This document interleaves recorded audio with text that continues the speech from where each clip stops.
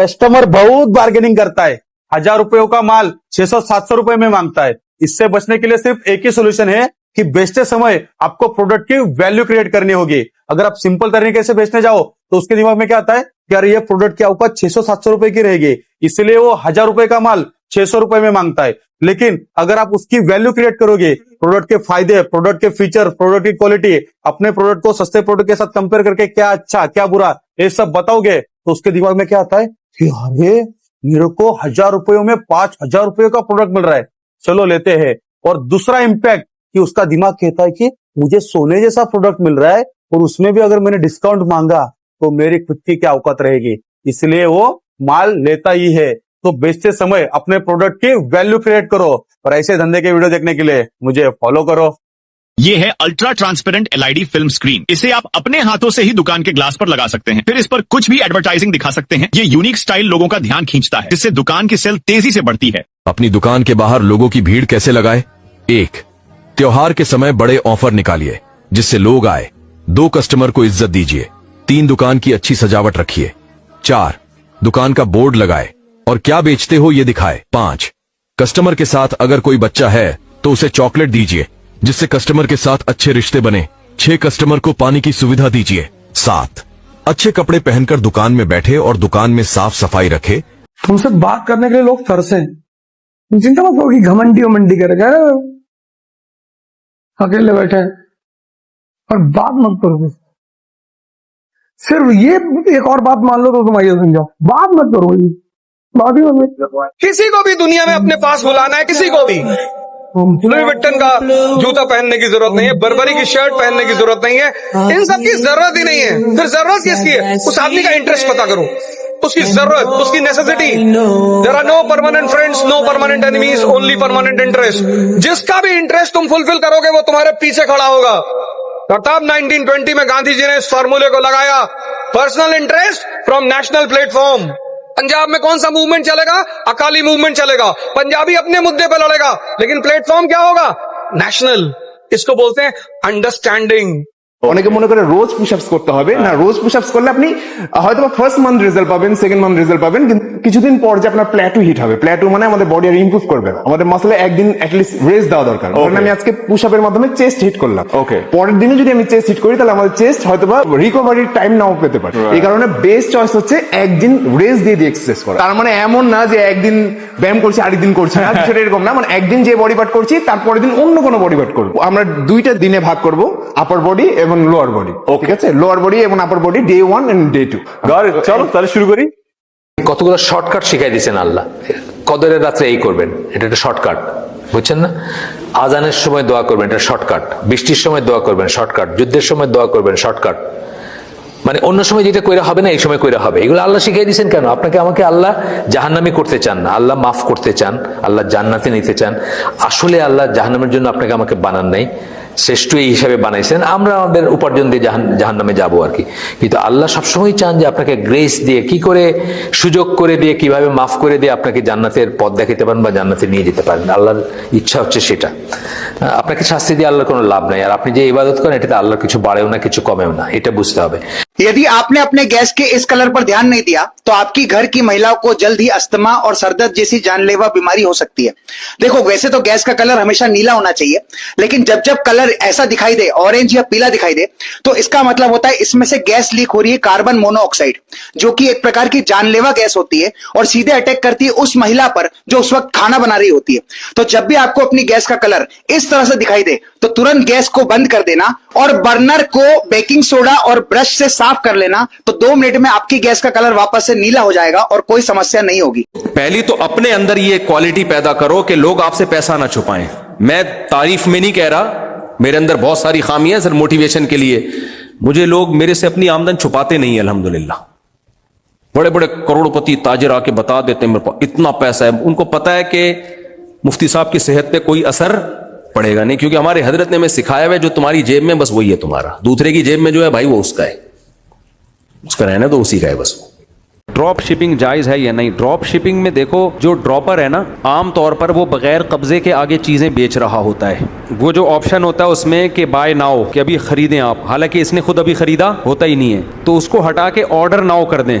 Order ले रहे हैं हम, अभी आपको बेच नहीं रहे, बल्कि पहले हम चीज़ अपने कब्जे में लेंगे या अपने वकील के, या तो अपने कब्जे में लें या किसी को नुमाइंदा बना के, फिर आप आगे बेचें। और आसान तरीका ये कि आप कमीशन एजेंट बन जाएं। आप उसको बताएं कि भाई आपको ये चीज़ चाहिए तो हम दिलवा देंगे आपको। जैसे स्टेट एजेंट क्या कर रहा होता है, कमीशन एजेंट बन के एक का प्लॉट दूसरे को, दूसरे का इसको पहना रहा होता है और कमीशन ले रहा होता है। तो आप उसको कहें कि भाई ये चीज़ हम आपको मार्केट से दिलवा देंगे, असल प्रॉफिट जो बायर है उसको मिलेगा, हमें इसका इतना कमीशन चाहिए, वो आप कमीशन हमारे अकाउंट में डाल दें तो हम ये अरेंज करके आपको दे देंगे। ये बिल्कुल बेगुबार सूरत हो जाएगी। शरीयत में मना है, ला तबी मा लैसा इंदक, सही हदीस है, जो चीज़ तुम्हारे पास नहीं है तुम आगे फरोख्त नहीं कर सकते। समझते हो? नौकरी ना लगे तो क्या करना है भाई, मेरी तरह लगाओ अगैती मूली की फसल। 15 सितंबर को हमने 1 एकड़ में 3500 रुपए का बीज लगाया था। इसके बाद जमीन की तैयारी का, खाद का, सिंचाई का, कीट से प्रबंधन का जो कि इंटीग्रेटेड पेस्ट मैनेजमेंट में आता है, उसी के साथ निराई गुड़ाई का और हार्वेस्टिंग एंड ट्रांसपोर्ट का मिलाकर कुल खर्च 38,500 रुपए का आया। 45 दिनों के अंदर हमारे 1 एकड़ के खेत में 10,000 किलो मूली आज तैयार खड़ी है और मंडी में भाव चल रहा है 37 रुपए 1 किलो मूली का। तो खर्चा हटा के मुझे कुल मुनाफा हुआ 2,31,500 का। लगे रहो, अपने काम पे फोकस रहो। दुनिया अच्छा कहेगी, बुरा कहेगी, कोई मदद नहीं करने आएगा तुम्हारा, किसी को एहसास नहीं होगा तुम्हारा। अगर एक्सपेक्टेशन ये है ना कि दुनिया मेरा एहसास नहीं करेगी, कोई मेरी मदद करने नहीं आएगा, कोई मसीहा प्राइम मिनिस्टर नया नहीं आने वाला जो मुल्क बदल देगा। ये मैं अपनी कौम से भी कह रहा हूं, कोई ऐसा नहीं आने वाला। You have to do it yourself. आपको खुद अपनी हेल्प करनी है।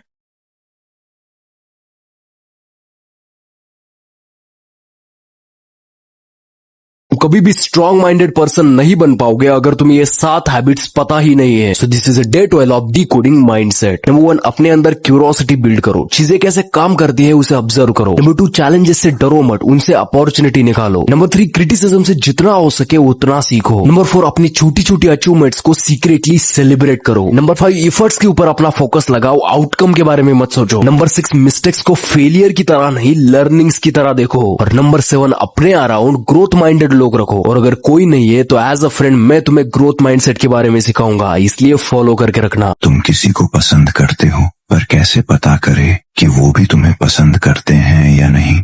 ये सीक्रेट सुनो। अगली बार जब तुम उनसे बात कर रहे हो तो कैजुअली एक स्टेप उनकी तरफ बढ़ जाओ बिना कोई रीजन बताए। अब उनका रिएक्शन देखो। अगर वो अपनी जगह पर ही रहे तो समझो वो तुम्हें पसंद करते हैं। अगर वो भी एक स्टेप तुम्हारी तरफ बढ़े तो वो तुम में बहुत इंटरेस्टेड है। लेकिन अगर वो पीछे हट जाए तो इसका मतलब है कि वो अनकंफर्टेबल है और शायद तुम में इंटरेस्टेड नहीं है। ये ट्रिक क्यों काम करती है? क्योंकि इंसान नेचुरली उन लोगों के पास जाना चाहते हैं जिनमें वो अट्रैक्टेड होते हैं बिना रियलाइज किए। इसी तरह से तुम गेम को कंट्रोल कर सकते हो। विजन प्रोजेक्ट के साथ ज्वाइन हो जाओ और सीखो लोगों को कंट्रोल कैसे करें। अगर आप किसी से उसकी सीक्रेट इंफॉर्मेशन निकलवाना चाहते हैं तो डायरेक्ट सवाल मत पूछिए, इसके बजाय उस टॉपिक पर एक गलत स्टेटमेंट बनाइए। मान लीजिए आप किसी की सैलरी जानना चाहते हैं, सीधा पूछने के बजाय कहें, मैंने सुना है कि आपकी पोजीशन 30,000 रुपए से ज्यादा नहीं देती, सही है? वो तुरंत आपको सही करेंगे और कहेंगे, नहीं, मैं एक्चुअली 75,000 रुपए प्रति मंथ कमाता हूँ। लोगों को दूसरों को सही करने में मजा आता है और जब वो ऐसा करते हैं तो पूरी तरह आपको गलत साबित करने पर फोकस करते हैं। इसी प्रोसेस में वो लोग वो जानकारी दे देंगे जो वो आपसे छुपाने की कोशिश कर रहे थे और इस तरह बिना सीधे सवाल पूछे आपको आपका जवाब मिल जाएगा। विजन प्रोजेक्ट के साथ ज्वाइन हो जाओ और सीखो लोगों को कंट्रोल कैसे करें।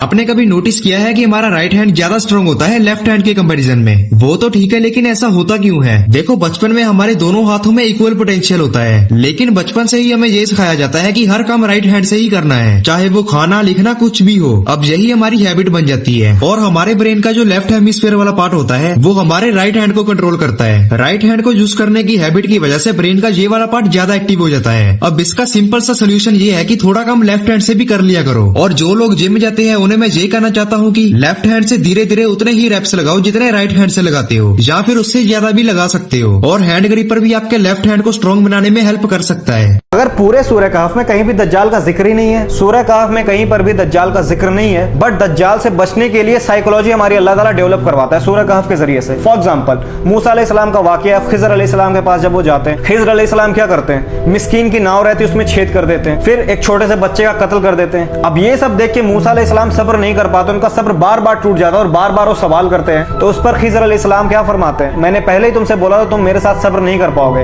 और ये सब मैंने अपने मर्जी से नहीं किया, ये सब अल्लाह ने मुझे बोला हुआ था करने के लिए, तब मैंने किया। तो सूरह कहफ से हमें क्या लेसन मिला, कई बार हमें गैब की चीजें होती हैं जो अल्लाह करता है, हमें समझ में नहीं आता है, बट अल्लाह ने बोल दिया उस पर ईमान रखना है। सेम अप्लाइज टू दज्जाल। दज्जाल के ऐसे फितने रहेंगे, दज्जाल के नाम में ही दजल है, मींस धोखा है, खुदा जैसे कारनामे करके दिखाया, किसी मुर्दे को जिंदा कर रहा है। उस वक्त तुम्हें रसूलुल्लाह सल्लल्लाहु अलैहि वसल्लम की बातों पर यकीन रखना है कि नहीं ये हमारा खुदा नहीं हो सकता, ये सारे मौजज़े दिखा रहा है, जादू दिखा रहा है, सब धोखा है। इसीलिए हमें सूरह कहफ को समझ कर पढ़ना बहुत जरूरी है ताकि हमारी साइकोलॉजी डेवलप हो जाए। ये तो अच्छे समझा दिया तुमने। रात को ब्रश करके सो और अपना सुबह उठ के लार लेके पहले आंखों में डाल लो, उसके बाद हाथ रगड़ो, इतने रगड़ो गर्म हो जाए, जब गर्म हो जाए आंखों पे लगाओ, 10-20 सेकंड रोक के रखो, फिर आंखें खोल दो। ठीक है। फिर ये 3 उंगलियां ऐसे रखो, 7 बार ऐसे घुमाओ,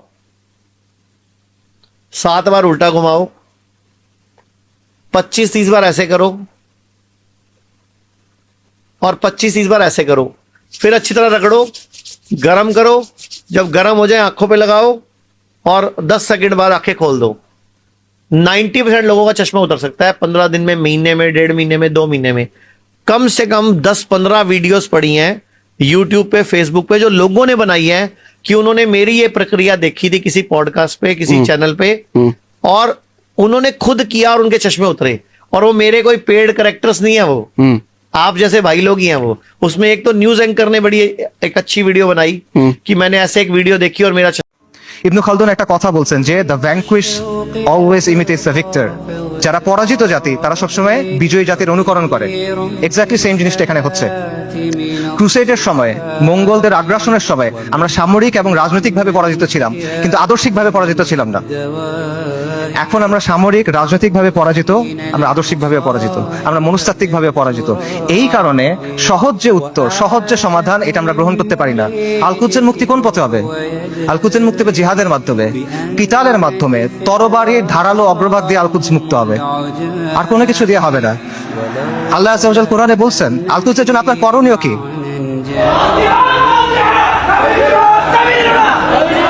আল্লাহ আযজা ওয়া জাল বলছেন কোরআনে আল-কুদসের জন্য আপনার করণীয় কি? সূরা নিসার আয়াতটা আমি পড়ছি, ওয়া মা লাকুম লা তুকাতিলুনা ফি সাবিলিল্লাহ।